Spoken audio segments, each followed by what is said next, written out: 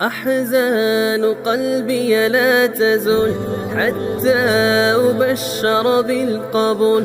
أحزان قلبي لا تزول. بسم الله الرحمن الرحيم. نحمده ونصلي على رسوله الكريم. أما بعد، فأعوذ بالله من الشيطان الرجيم. بسم الله الرحمن الرحيم.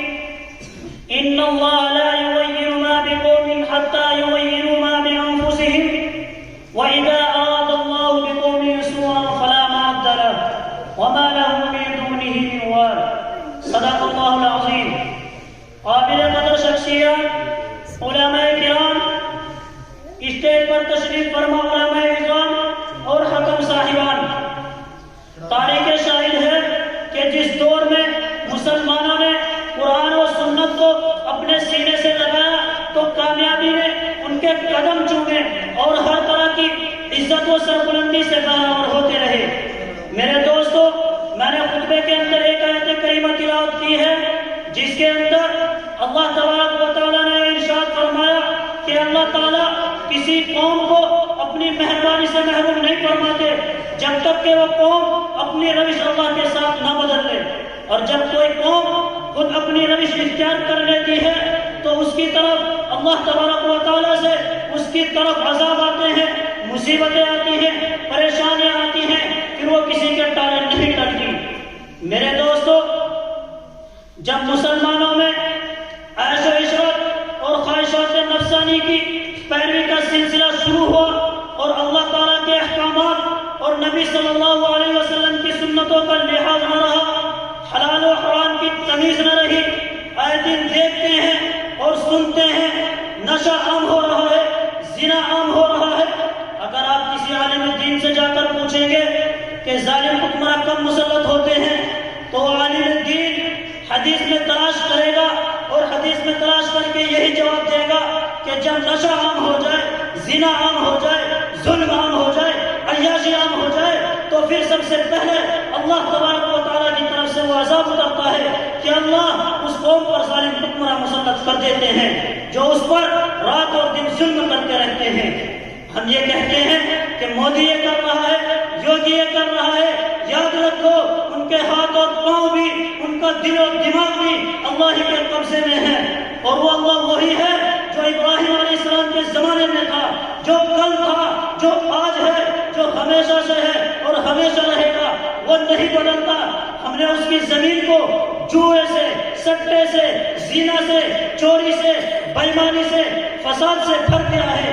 ہم کہتے ہیں کہ صلاح الدین ایوب آ جائے، محمود غزنوی آ جائے، محمد بن قاسم آ جائے، ابو بکر آ جائے، عثمان آ جائے، علی آ جائے، عمر آ جائے، نہیں، ہرگز نہیں. میرے دوستو، مسلمانوں، جب اس زمین پر زنا ہوتا ہے تو یہ زمین چیختی ہے اور اللہ سے فریاد کرتی ہے کہ اللہ مجھے اجازت دے.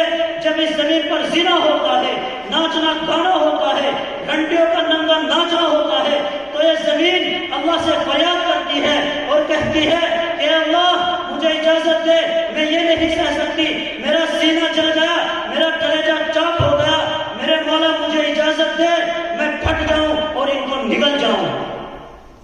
جس قوم کا نوجوان زانی بن جائے، قاتل بن جائے، چور بن جائے، ڈاکو بن جائے، شرابی بن جائے، جھوری بن جائے، جس قوم کا نوجوان نماز کو چھوڑ دے، حج کو چھوڑ دے، روزوں کو چھوڑ دے، زکوٰۃ کو چھوڑ دے، جس قوم کا نوجوان اللہ کا باغی ہو جائے، رسول کا باغی ہو جائے، قرآن کا باغی ہو جائے، حدیث کا باغی ہو جائے، شریعت کا باغی ہو جائے تو وہ قوم تباہ و برباد ہو جاتی ہے.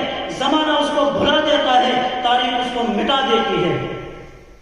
میرے دوستو، جس قوم کے اندر اس کے نبی کو ستایا جاتا ہو، اس کو لاتیں ماری جاتی ہو، اس کو گھوسے مارے جاتے ہو، اس کے سر پر اوجھلی ڈالی جاتی ہو اور وہ ڈٹا ہوا ہے اور اس کی زبان پر جاری ہے انا النبی الکریم، انا النبی الکریم، انا ابن عبد المطلب، کہ میں جھوٹا نبی نہیں ہوں، میں عبد المطلب کا بیٹا ہوں. آج اس نبی کے چاہنے والے کہاں چلے گئے؟ مسلمانوں، جو نبی ہماری خاطر جنگ کے بدر میں رویا، جو نبی ہماری خاطر جنت البقیع میں رویا، مکے میں رویا، مدینے کی گلیوں میں رویا، جو نبی ہماری خاطر جنگ بدر کے موقع پر آیا، مسلمانوں کی تعداد صرف 313، رمضان کا مہینہ، دھوپ کی تیزی، مفلسی اور غریبی کا سوال ہے، میرا نبی رو رہا ہے، گڑ گڑا رہا ہے اور دعا کر رہا ہے۔ کیا دعا کر رہا ہے؟ آؤ حضرت عمر سے پوچھتے ہیں کہ میرا نبی کیا دعا کر رہا ہے۔